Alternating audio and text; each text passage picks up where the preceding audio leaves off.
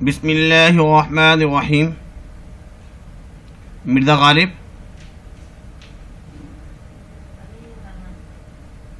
غزل number 1.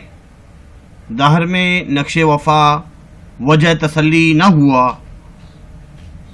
تعارف شاعر اور اشعار کی تشریح پڑھیں گے. مخزن ادب BCom BSc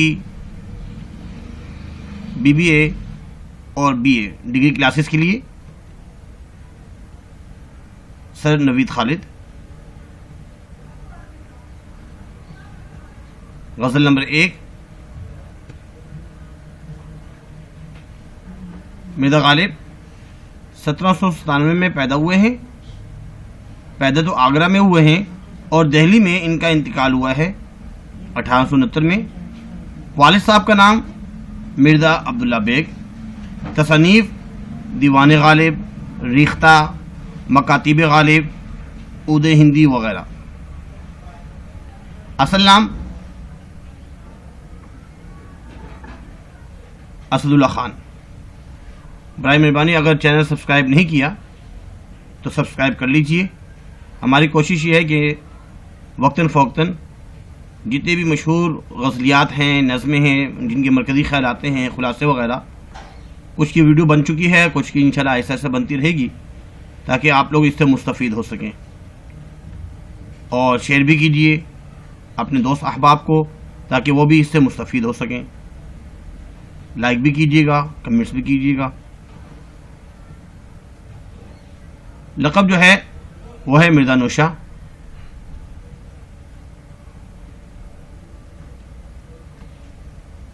فارسی کے بہت بڑے شاعر تھے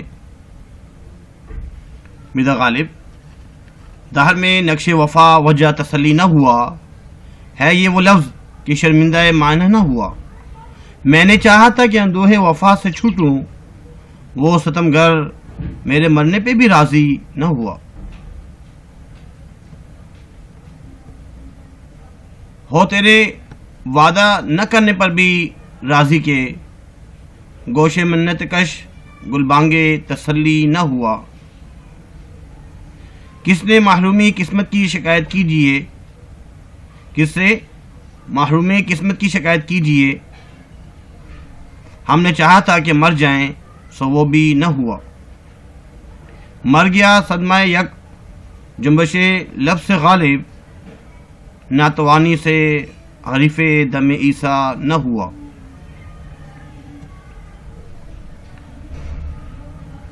لکھنے کا طریقہ: حوالہ شاعر، تعارف شاعر، مرکزی خیال وغیرہ، فنی محاسن، مشکل الفاظ کے معنی اور تشریح.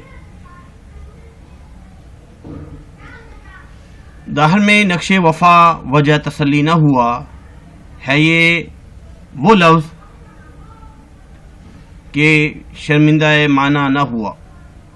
اس میں بتایا جا رہا ہے، دہر بولتے ہیں زمانے کو، دنیا مراد ہے یہاں پہ.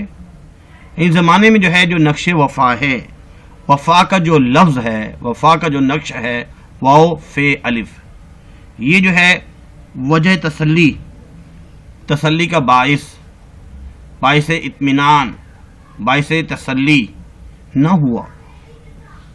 ہے یہ وہ لفظ کہ شرمندہ معنی نہ ہوا. شرمندہ معنی سے مراد مطلب مل جانا، بامعنی. یہ جو لفظ ایسا ہے یہ بامعنی نہ ہوا. ابھی تک اس کے صحیح معنی جو ہے وہ ہو ہی نہیں سکے، کیونکہ دنیا میں وفا کرنے والے لوگ بہت کم ہیں. اور وفا کا لفظ کیا ہے یہ ابھی تک مکمل نہ ہو سکا، کیونکہ وفا جو ہے وہ ایک ایسا لفظ ہے جو آج تک اپنے مطلب معنی کے لیے بھٹک رہا ہے. اس کی وجہ سے ہر قدم پر وفا کے معنی اور روپ بدل جاتے ہیں. بتانا چاہ رہے ہیں کہیں کبھی کبھار یہ محبوب کی وفا میں شکل میں ہوتا ہے اور کبھی عاشق کی وفا کے روپ میں ہوتا ہے، اور کہیں کسی دوسرے تعلق کے حوالے سے پہچان جاتا ہے. لہذا کسی مقام پر یہ نہیں کہا جا سکتا کہ یہی وفا کا کلی یا حتمی روپ ہے، یعنی کہ وفا کا جو کلی مکمل یا حتمی روپ ابھی تک نہ ہو سکا.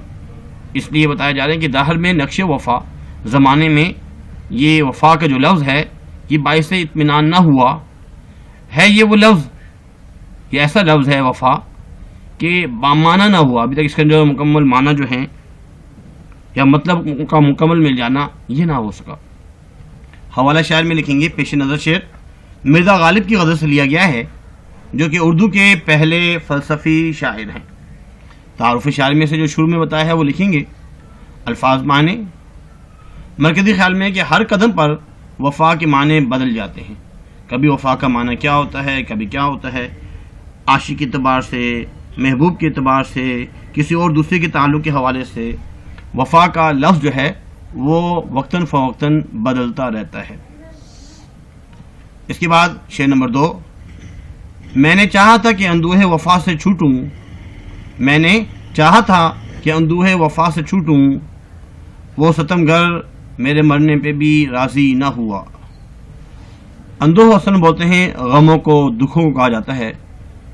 وفا کے راستے میں جو دکھ آتے ہیں، جو پریشانیاں آتی ہیں، جو مصیبتیں آتی ہیں، جو غم آتے ہیں، وہ ان سے مرزا غالب کہیں کہ میں نے چاہا تھا کہ ان سب سے جو ہے میں چھوٹ جاؤں، بچ جاؤں۔ وہ ستم گر، ظلم کرنے والا جو ہے میرے مرنے پہ بھی راضی نہ ہوا۔ میں نے یہ سوچا کہ کیونکہ میری زندگی کا مقصد یہی رہا ہے کہ میں اپنے محبوب کو راضی کروں، اور راضی کرنے کا سب سے بڑا طریقہ یہ تھا کہ میں اپنی وفا کا جو نا، محبت کی وفا کا، وفاداری کا جو ثبوت ہے وہ دوں۔ اس کی میں کوشش میں لگا رہا اور ایسا ہو نہ سکا، اور میرا محبوب جو ہے میری وفا پر اس کو اعتبار بھی نہ آیا، اور میرے لیے اس سے زیادہ دکھ اور پریشانی کی بات اور کیا ہو سکتی ہے کہ میں اپنے محبوب کو راضی کرنا چاہ رہا ہوں، اس کی خوشنودی حاصل کرنا چاہ رہا ہوں، لیکن میں وہ نہ کر سکا، اور آخر میں یہ سوچ کر جان دے دی کہ شاید میرا محبوب جو ہے اس کو میری وفا کا یقین آ سکے، لیکن میرے مرنے کے بعد بھی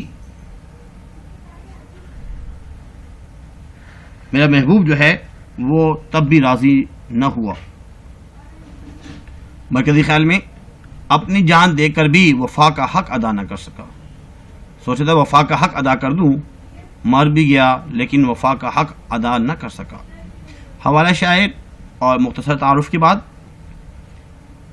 مشکل الفاظ کے معنی لکھیں گے، اندوہ وفا، وفا کے راستے کے دکھ، درد، غم، ستم گر، ظلم کرنے والا، ظلم و ستم کرنے والا۔ اس کے بعد تشریح لکھیں گے، شعر نمبر 3 ہے، ہو تیرے وعدے نہ کرنے پر بھی راضی کہ کبھی گوشے منت کش گلبانگے تسلی نہ ہوا۔ اس میں بتایا جا رہا ہے، الفاظ میں نے، گوش کہتے ہیں کان کو، جیسے کہا جاتا ہے سرگوشی، کانوں کو قریب، سر کے قریب لا کر سرگوشی جو کی جاتی ہے، گوش کان۔ منت کش، منت سماجت کرنا۔ گلبانگ اصل میں جو ہے بانگ آواز کو بھی کہتے ہیں، اور گل پتیوں کو بولتے ہیں، پھول کو کہتے ہیں، کلی کے چٹکنے کی آواز، خوبصورت آواز، اچھی آواز جیسے بلبل کی آواز وغیرہ ہوتی ہے وہ۔ مرکزی خیال یہ ہے کہ میں نے محبوب کی رضا میں راضی رہنا سیکھ لیا، کیونکہ جیسا محبوب چاہتا ہے ویسے ہی میں نے بھی اپنے دل کو ایسے ہی کر لیا۔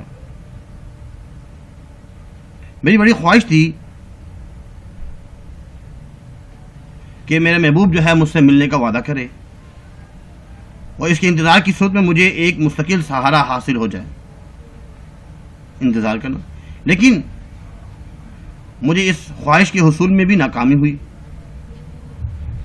اس لیے میں نے اپنی عادت یہ بنا لی ہے کہ محبوب کے انکار کے باوجود بھی اس سے ناراض نہیں، کیونکہ مجھے معلوم ہے کہ میرا محبوب اگر ہاں کر بھی لیتا، وعدہ کر بھی لیتا، تب بھی اس نے وعدہ خلافی ہی کرنی تھی، تو بہتر یہی تھا اس نے وعدہ ہی نہ کیا۔ اس لیے میں نے فیصلہ کر لیا ہے کہ کسی طرح بھی میرے جو کان ہیں اس کی تسلی بھرے الفاظ کو بھی سننے کو تیار نہیں. میرے جو کان ہیں اس کے تسلی بخش جو باتیں ہیں، اچھی باتیں ہیں، اس کو بھی وہ جو ہے تیار نہیں، کیونکہ میرے محبوب کے ہونٹوں کے ہلنے سے جو آواز پیدا ہوتی ہے اس کی لطافت کا یہ حال ہے کہ معلوم ہوتا ہے کہ کہیں کوئی کلی چٹکی ہو، کلی چھوٹی سی جو ہوتی ہے وہ چٹکی ہو. مگر میں اپنے انا کے ہاتھوں اتنا مجبور رہا کہ میں نے محض وعدہ کرانے کے لیے محبوب کی منت کرنا بھی گوارا نہ کیا. اس کے بعد آپ نے اس میں جو ہے تعارف شاعر، حوالہ شاعر لکھنا ہوتا ہے، اس کے بعد تشریح لکھنی ہوتی ہے.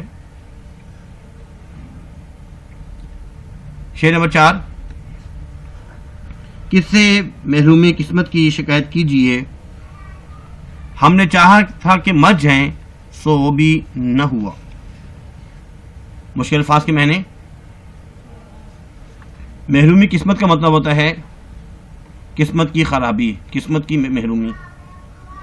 ایک بات تو یہ لکھ سکتے ہیں، غالب یہ فرما رہے ہیں ہماری اس پوری کی پوری زندگی جو ہے وہ تو گلے شکووں میں، پریشانی میں، مایوسیوں میں، محرومیوں میں، مشکلات میں، مصائب میں گزری. اور اب ہمیں یقین بھی ہو گیا کہ ہماری تقدیر میں یہ سب کچھ لکھا ہوا ہے، ہماری قسمت میں ہی تمام کچھ لکھا ہوا ہے. اب اس کی شکایت کسی سے نہیں کی جا سکتی. اور ہم نے بہت بار یہ بھی چاہا کہ ہم جان دے دیں، مر جائیں، لیکن افسوس کہ ہماری یہ بات بھی پوری نہ ہو سکی. ایک بات اس میں یہ بھی کی جا سکتی ہے کہ اس میں محبوب کی نہ ملنے کی وجہ سے اب کسی سے کیا گلہ شکوہ کی جائے، اپنے محبوب سے کیا شکایت کی جائے. قسمت ہی میں ایسی تھی، قسمت کو کوسا جا رہا ہے کہ قسمت کی خرابی ہے، قسمت کی محرومی ہے، قسمت میں یہ نہیں لکھا تھا. مرکزی خیال، قسمت کی خرابی کے سبب موت کی خواہش بھی پوری نہ ہوئی. دنیا میں بھی کوئی جو ہے خواہش نہ پوری ہوئی، ساری زندگی مایوسی میں گزری، اور اب یہ شوق پیدا ہوا چلو مر جائیں، سو وہ بھی نہ ہوا. اس کے بعد اس کا اگلا شعر جو کہ اس کا آخری شعر ہے. مر گیا صدمہ یک جنبش لب سے غالب، ناتوانی سے حریف دم عیسیٰ نہ ہوا. حریف اصل میں دشمن کو کہا جاتا ہے، اور دم عیسیٰ علیہ الصلوۃ والسلام کا پھونک مارنا، دم کرنا، قم باذن اللہ عز وجل، وہ مردوں کو زندہ کرنا اور بیماروں کو شفا یاب کرنا، یہ اللہ کی طرف سے ان کو ایک معجزہ دیا گیا تھا. اور ناتوانی کا مطلب ہوتا ہے کمزوری، ضعف. اور جنبش لب کا مطلب ہوتا ہے ہونٹوں کی حرکت. ہونٹ جو ہے، لب بولتے ہیں ہونٹ کو، اور جنبش بولتے ہیں حرکت، ہلانا. بتانا چاہ رہے ہیں مرکزی خیال میں کہ غالب کی ناتوانی ناقابل بیان ہے، بالکل ہی ضعف ہو چکا ہے. اب وہ آخری عمر کا جو نا حصہ ہے، جب انہیں یہ احساس ہوا کہ تمام قوہ جو ہیں وہ تو جواب دے چکی ہیں، باقی نہ رہے نہ سننے کی صلاحیت، نہ دیکھنے کی صلاحیت، نہ بولنے کی صلاحیت. ایسے سے سب جو ہے وہ ساتھ چھوڑ رہے ہیں، اور بڑھاپے کی وجہ سے بہت زیادہ کمزور ہو چکا ہوں، طاقت بھی باقی نہیں ہے. غالب فرما رہے ہیں کہ اے میرے محبوب، میں نے تو بہت کوشش کی، لیکن تو ہمارے درد کا علاج تھا، اور تو ہی مجھے بیمار غم کا طبیب تھا. لیکن میں تیرے انتظار کرتے کرتے اس قدر کمزور ہو گیا ہوں کہ اپنے طبیب کی جنبش لب کو بھی برداشت نہ کر سکا اور جان سے گزر گیا. اس میں تلمیح بیان کی گئی ہے، حضرت عیسیٰ علیہ السلام کا ذکر ہے، اور وہ جو ہے دم کیا کرتے تھے، مردوں کو زندہ کیا کرتے تھے. قم باذن اللہ عز وجل، اللہ کے حکم سے اٹھ جاؤ. غالب یہ فرما رہے ہیں کہ میرے کمزوری کا، میری ضعف کا یہ عالم تھا کہ حضرت عیسیٰ علیہ السلام کا پھونک مارنا تو دور کی بات، اس مقصد کے لیے اس کے ہونٹوں کی حرکت بھی برداشت نہ کر سکا، کیونکہ میرے لیے یہ صدمہ ناقابل برداشت تھا۔ میں نے اپنے محبوب کے لیے جان دینے کے لیے تیار ہوں اور مجھے زندگی دینے کا ارادہ رکھتا ہے۔ امید کرتے ہیں کہ یہ شعر بھی آپ کو سمجھ میں آ چکا ہوگا۔ آخری شعر جو ہے مقطع سمجھنا تو ضروری ہوتا ہے اس کو، لیکن بورڈ کے پیپر میں آخری اشعار جس میں مقطع جو ہوتے ہیں اکثر جس میں تخلص بیان کیا جاتا ہے، کبھی کبھار پیپر میں نہیں آ رہے ہوتے، لیکن احتیاطاً اس کو پھر بھی یاد کیا جائے، پڑھا جائے۔ مرزا غالب کی دونوں غزلیں بہت ہی مشہور ہیں اور بورڈ کے پیپر میں اکثر آتی ہی رہتی ہیں، اس لیے اس کو غور سے سن لیجیے گا، یاد کر لیجیے گا۔ آج کے لیے اتنا ہی کافی ہے، اپنا خیال رکھیے گا۔ اللہ حافظ۔ وما علینا الا البلاغ المبین۔ جزاکم اللہ خیر فاحسن الجزاء۔